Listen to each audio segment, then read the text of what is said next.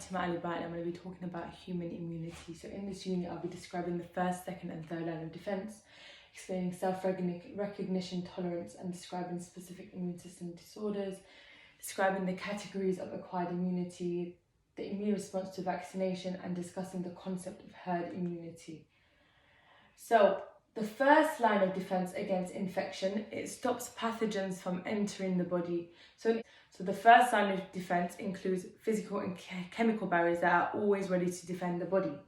So I'll be explaining this. So one physical barrier we have is the skin, which is the most comprehensive barrier as it's the largest organ of the body. The skin's epidermis provides an initial mechanical barrier in the form of a waterproof protective coating, and it's constantly repairing itself by producing new skin cells to replace the old ones, so the microorganisms that live all over the skin, it can't get through the skin. We've got the image of the epidermis over here. We have the mucous membrane, which protects the insides of parts of the body that are exposed to air. The mucous membrane produces mucus that traps microbes. So what the mucous membrane does is it prevents allergens, pathogens from harming the body, and at the same time they let nutrients through and allow the body to maintain its healthy status. So some chemical barriers we have is lysosome, which is an enzyme produced in tears, perspiration and saliva. So tears, they wash pathogens through the eyes. The eyes contain a chemical called lysosome, which then attacks bacteria and protects the eyes from infection. So lysosome, it acts as an antibiotic. Gastric juice and saliva are also chemical barriers, and they destroy bacteria, and saliva dilutes the number of microorganisms. So when an individual is exposed to, for example, anthrax, which is when spores get inside the body, the individual that does not experience any symptoms will be considered to have a healthy mucosal barrier because the barriers were unable to destroy the spores inside the body. This is because the person infected has a compromised first line of immunity either through the skin or the damaged mucous membrane. So if pathogens are able to get past the first line of defense, then the second line of defense becomes active. This is a group of cells, tissues and organs that work together to protect the body. This is also known as the immune system.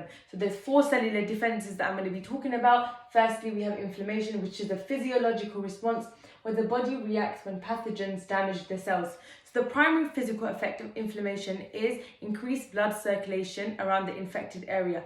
So when tissue damage occurs in mast cells, a chemical called histamine is released. It causes capillaries to dilute, as we can see in the diagram, to dilute and become leaky, which then increases blood flow around the infected area and allows blood to enter into the tissue. We then have fever, which when you have an abnormally high temperature due to infection, this is called a fever.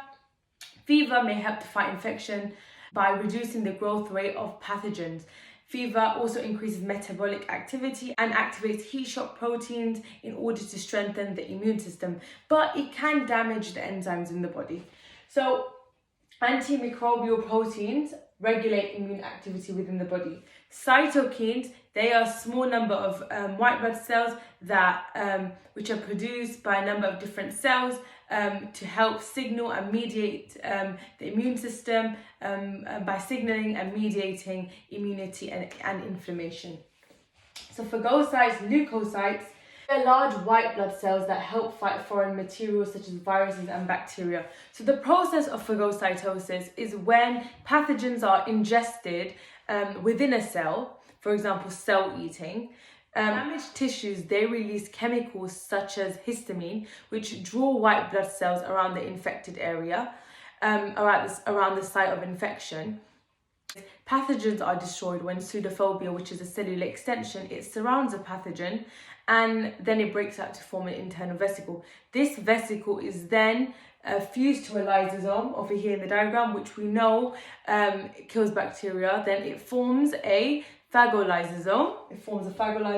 The pathogen is digested in the phagolysosome by digestive enzymes and acids, and then the final step of phagocytosis is excretion of soluble debris from the destroyed pathogen through exocytosis.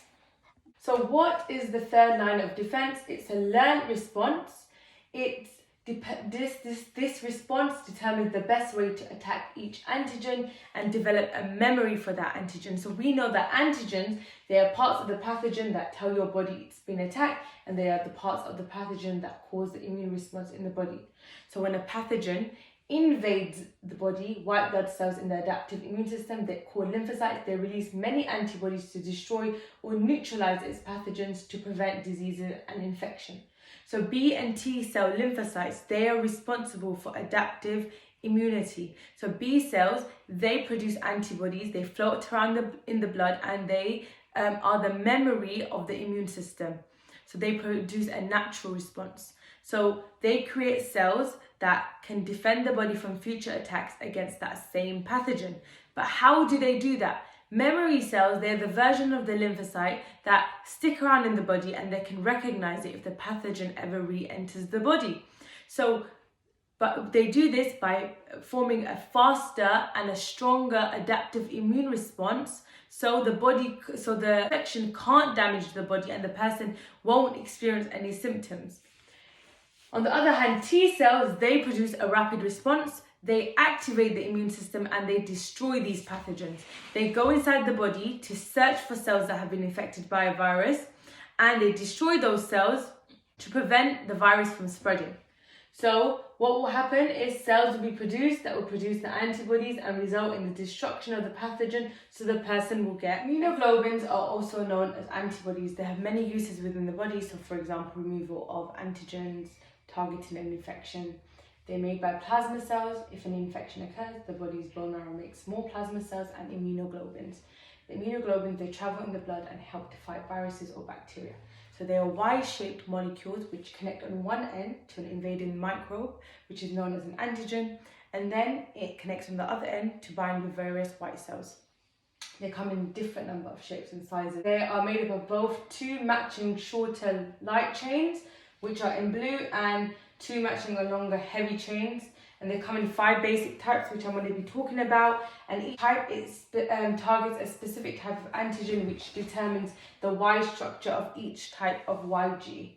So IgA plays a part in our innate immune system to help fight pathogens, and they're found at high levels of fluid in the mucous membrane.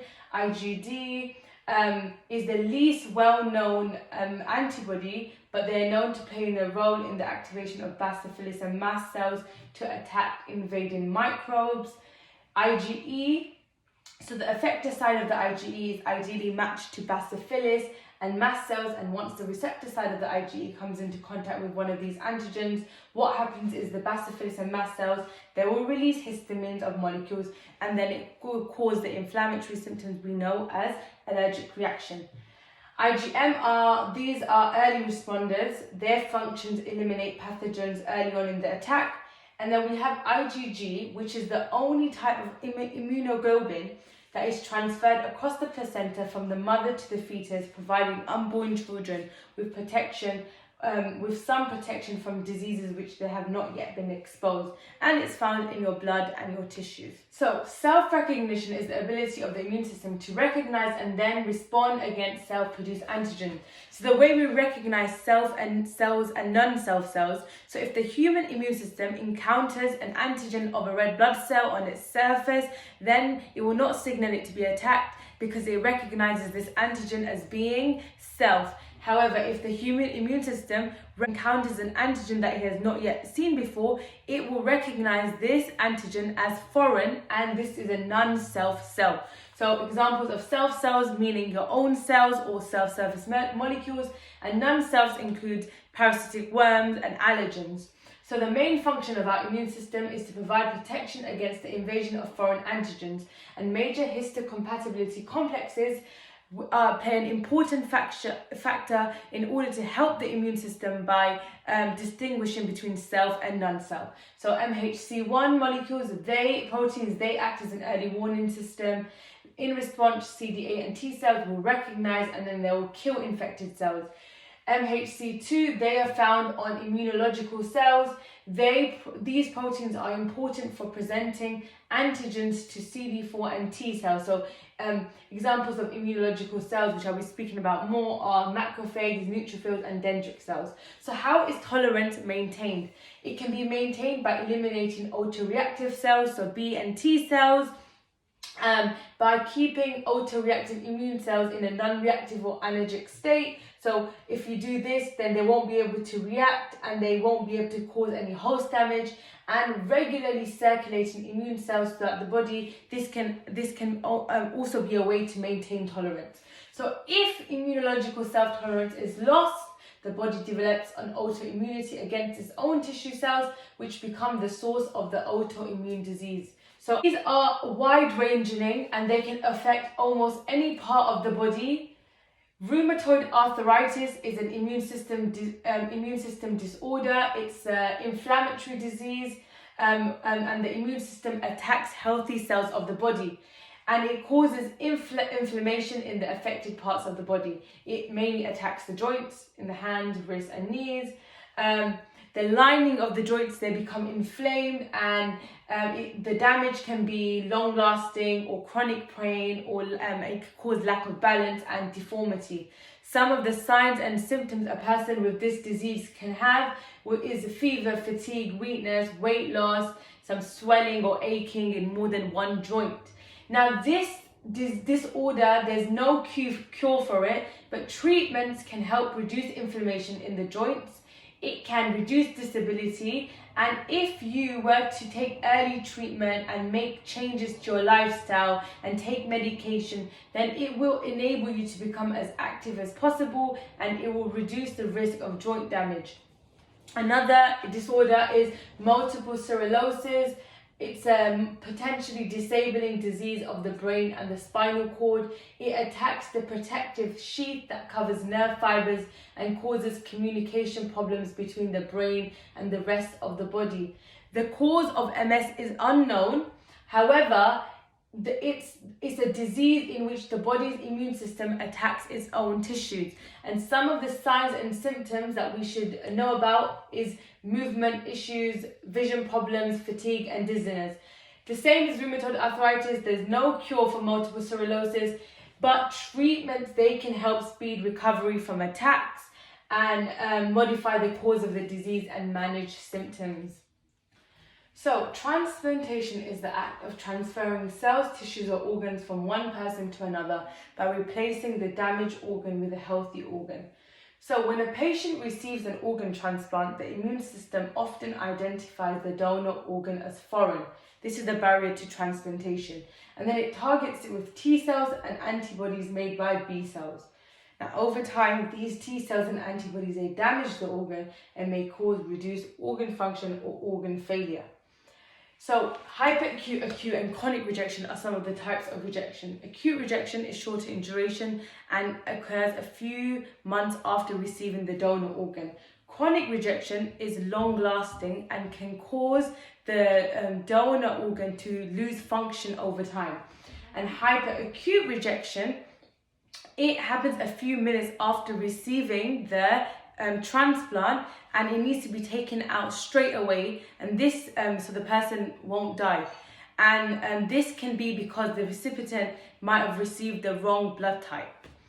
So to prevent rejection, transplant recipients, they take medications that suppress the immune system, and that's why it's so important that the donor organ must closely match the immunological antigen profile of the individual. Acquired immunity has two types, active and passive immunity.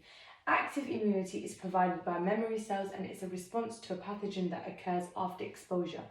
Then active immunity has two types. Natural active immunity is when antibodies are made after exposure to an infection. So an example of this is chickenpox.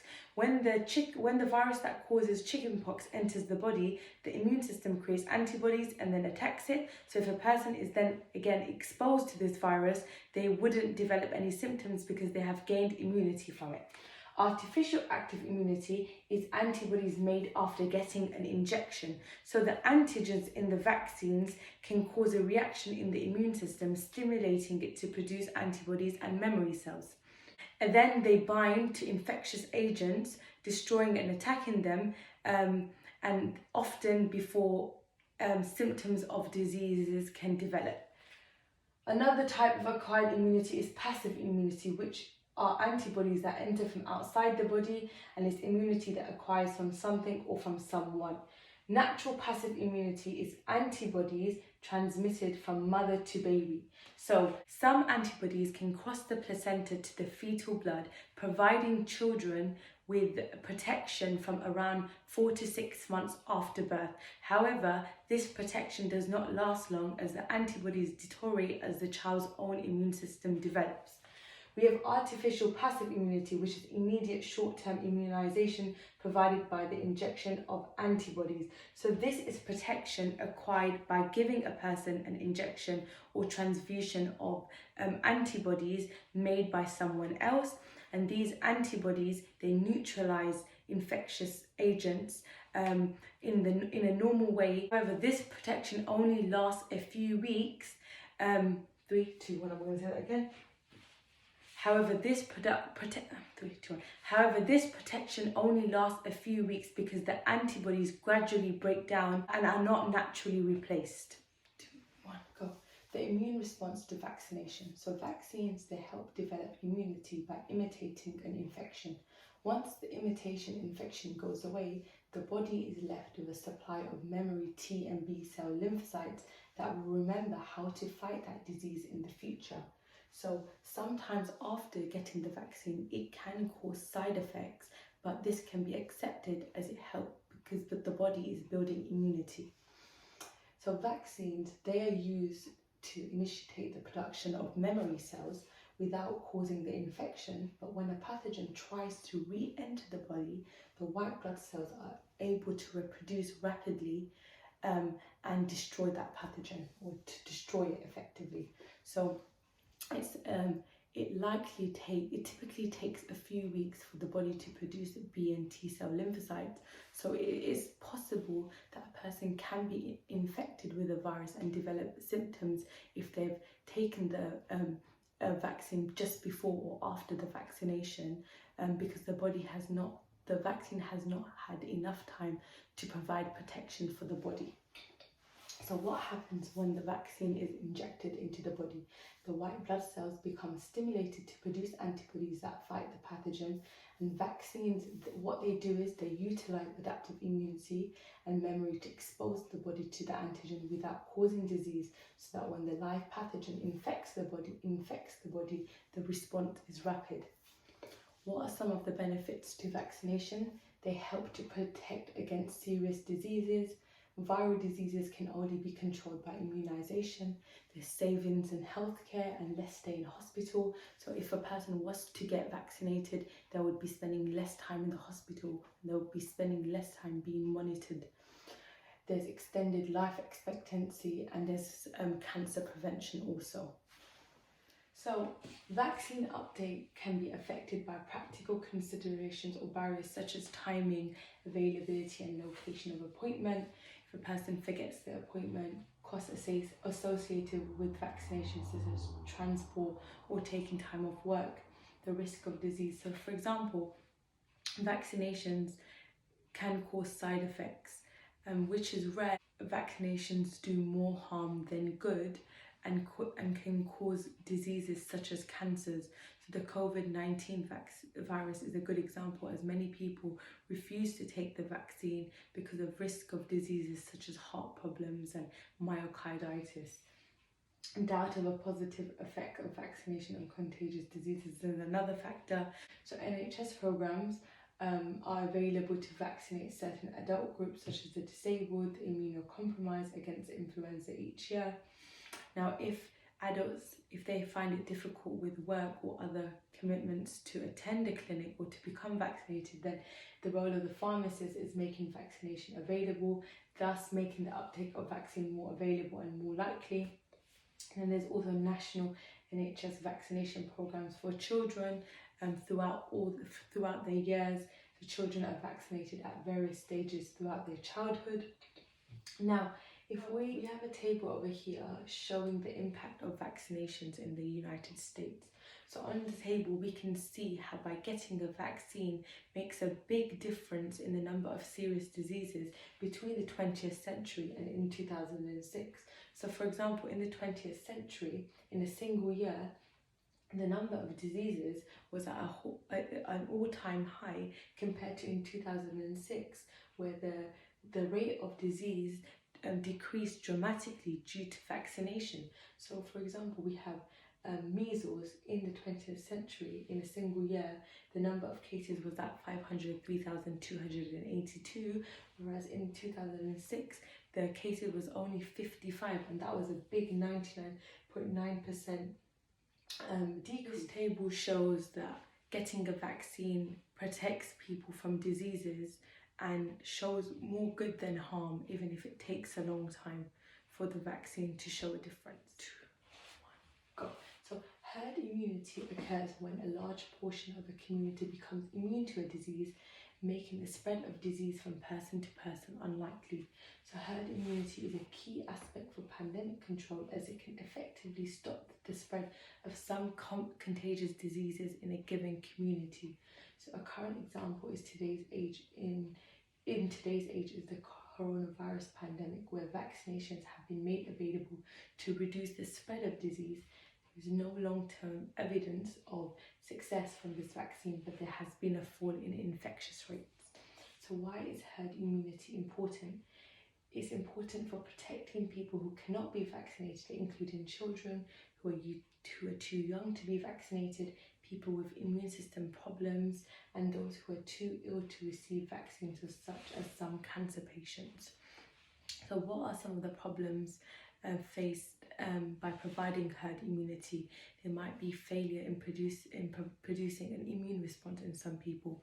The vaccine may be ineffective, and an infection might occur if the vaccine takes too long to work. Not all individuals will agree to take the vaccine for religious or ethical reasons, or fear of side effects. So on the other hand, herd immunity does not protect against all vaccine preventable diseases. For example, tetanus, which is not contagious but is infectious, is caught from bacteria in the environment and not from people around you. So no matter how many people have been vaccinated against tetanus, it will not protect you from contracting the disease. Thank you for watching my presentation on human immunity. There was so much more that I wanted to include, but because of the 20 minutes, I could not.